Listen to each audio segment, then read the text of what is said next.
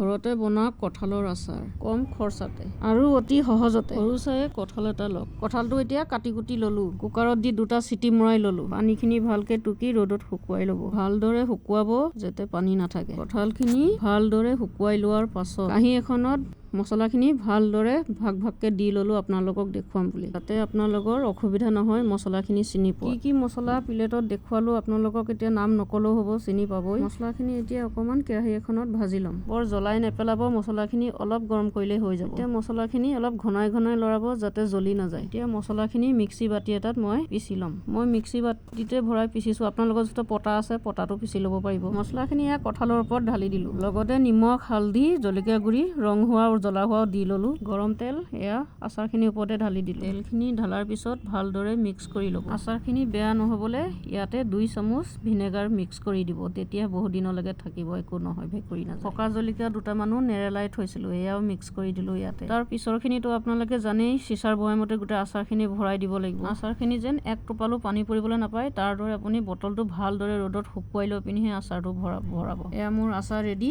2-3 দিন এনেদৰে ৰদাব, তাৰপিছত আৰু অলপ পাৰিলে তেল ভৰাই দিব। তেল ভৰাই আকৌ ৰ'দত দি থ'ব, তাৰপিছত খাব পাৰিব 2-3 দিনৰ পিছতে। লগ পাম নতুন এটা ভিডিঅ'। আজিলে সামৰণি মাৰিছো।